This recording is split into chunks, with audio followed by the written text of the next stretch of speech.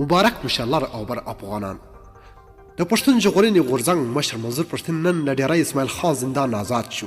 د پښتون وکیل سید اختر نن مشال راډیو ته وویل چې عدالتونو په اتو مقدمو کې د منظور پښتون ضمانتونه ومنل او د هغه د ازادېدو امر یې وکړ. له دې وړاندې هم د ډیری اسماعیل خان ټانګ او پهاړي پور عدالتونو پر منظور پښتون لګول شوي 15 واړه تورونه بیا اساسه ګرځولي وو او د فبروري پر 15مه د خوشي کولو امر وکړ، خو وروسته پر نوموړي 3 نور تورونه هم پورې شول.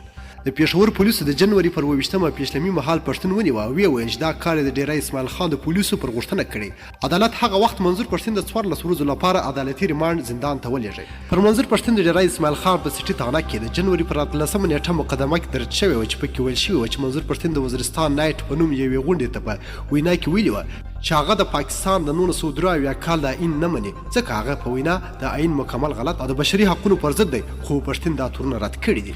پولیس پر منظور پښتون د امن خرابولو، کرکې خورولو، له آئین څخه د مخ اړولو، د پاکستاني ریاست پر ضد د سازش کولو او د آئین له 144 مادې د سرغړونې دفعې لګولې وې. د غورځنګ نیول شوو مشرانو پر ځان لګېدلي ټول تورونه رد کړي او دریځ لري چې دوی د آئین او قانون په چوکاټ کې د نن د خپلو حقونو لپاره غږ پورته کړی دی. ډېره مننه چې ویډیو مو راسره تر پایه وکتل. کوم خوښ شوی لایک یې کړئ، کوم چینل نوی سبسکرایب کړئ، چینل سبسکرایب کړئ. تر بیا او بلې ویډیو